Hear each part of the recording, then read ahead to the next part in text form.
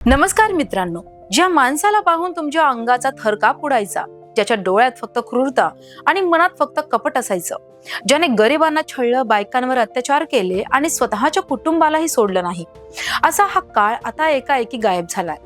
हो, तुम्ही बरोबर ओळखलं. मी बोलते लाखात एक आमचा दादा मधल्या त्या अंगावर शहारे आणणाऱ्या जालिंधर बद्दल. पण मित्रांनो, जालिंधरचा हा दहशतीचा प्रवास आता कायमचा थांबलाय. कारण आता तोच चेहरा, तोच भारदस्त आवाज पण एक पूर्णपणे वेगळं रूप घेऊन तुमच्या भेटीला आलाय. कोणी विचारही केला नसेल की इतका भयंकर खलनायक अचानक इतका सज्जन कसा होऊ शकतो. काय आहे यामागचं गुपित, जाणून घेऊया विशेष रिपोर्ट मध्ये. मराठी सृष्टीतील दिग्गज अभिनेते आणि नॅशनल क्रश गिरिजा ओकचे बाबा म्हणजेच डॉक्टर गिरीश ओक नुकत्याच संपलेल्या मालिकेत त्यांनी जालिंधर नावाची निगेटिव्ह भूमिका इतकी ताकदीने साकारली की प्रेक्षक त्यांचा तिरस्कार करू लागले होते. पण आता गिरीश ओक स्वतःला पूर्णपणे ट्रान्सफॉर्म केलंय. झी मराठीवर 13 एप्रिल पासून सुरू झालेली दीप ज्योती ही नवी मालिकेत ते झळकले आहेत, एका अतिशय सकारात्मक भूमिकेत. त्यांच्या पात्राचं नाव आहे पुरुषोत्तम गायकवाड. आता हा पुरुषोत्तम नेमका आहे तरी कसा? खुद गिरीश ओक सांगतात की पुरुषोत्तम हा शून्यातून विश्व निर्माण करणारा माणूस आहे.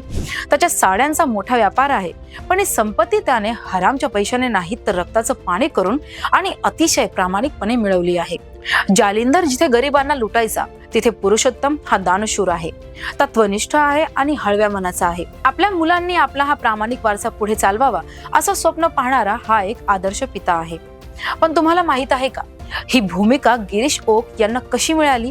मुंबईत एका कार्यक्रमादरम्यान झी मराठीच्या प्रोग्रामिंग हेडनी त्याला गाठलं आणि सांगितलं, आमच्याकडे तुमच्यासाठी एक भूमिका आहे जी पूर्णपणे पॉझिटिव्ह आहे. आश्चर्य म्हणजे त्यावेळी गिरीश ओक लाखात एक आमचा दादा मध्ये एक अत्यंत क्रूर खलनायक साकारत होते. लुक टेस्ट आणि रीडिंग होण्याआधीच त्यांची निवड झाली होती. इतकंच नाही तर सेटवरचा एक मजेशीर किस्साही समोर आलाय.